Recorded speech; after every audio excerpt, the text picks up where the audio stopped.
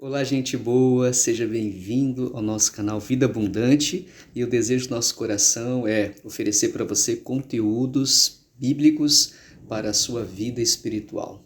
Nós estamos numa série de meditações na primeira carta do apóstolo Paulo aos Tessalonicenses. Hoje nós vamos encerrar o primeiro capítulo, os versículos 9 e 10. Nós vimos que o primeiro capítulo, só para você ter um contexto, o apóstolo Paulo ele vai elogiar a igreja de Tessalônica. Tessalônica fica ali na região da Macedônia, da Caia, na Europa ali, você pode consultar um mapa. E ele diz que essa igreja de novos convertidos, apesar da sua ausência, ele não pôde ficar ali, ele teve que escapar da perseguição, esses novos convertidos se tornaram um exemplo de fé. E de maneira que eles foram exemplos em viver uma vida de eleitos de Deus, um exemplo em receber e repercutir a palavra de Deus e hoje um exemplo para nós de como podemos demonstrar se nós nos convertemos ao verdadeiro Deus. Eu queria perguntar para você se você sabe o que é conversão. Você já se converteu?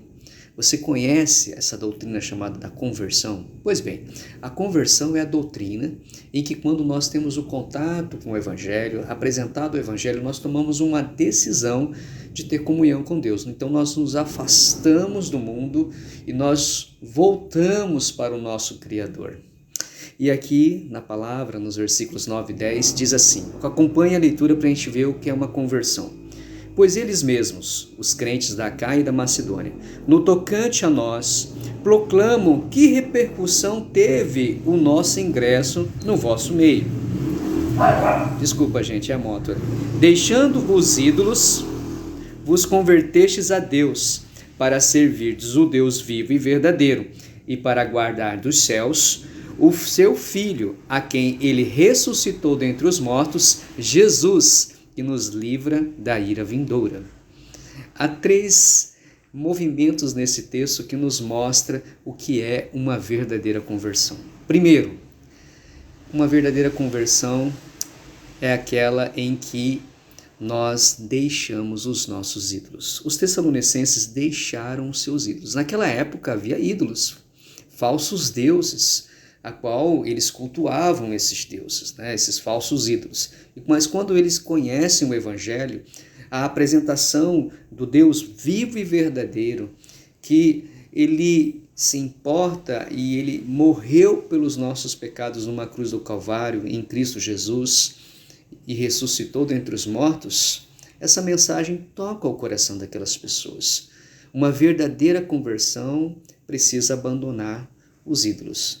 Hoje nós não temos essa dimensão, essa cultura de ídolos, de falsos, de estátuas, de imagens, mas nós temos ídolos como o dinheiro, as celebridades, o sexo, a ânsia de se tornar conhecido, são ídolos que nós podemos dizer aqui e nós precisamos nos afastar deles para nos converter ao verdadeiro Deus. O segundo movimento do texto é servir a Deus. Ele falou aqui, eles serviram ao Deus vivo e verdadeiro. Servir é a prática da nova vida em Cristo Jesus. A palavra do Senhor diz que todo aquele que receber a Cristo como Senhor e Salvador receberá também dons espirituais para servir a Deus. E não somente servir a Deus, mas servir o próximo com seus dons e talentos, ou seja, uma nova vida, uma vida agora para você viver um presente em que você agora vai servir a Deus, amar a Deus, viver para Deus.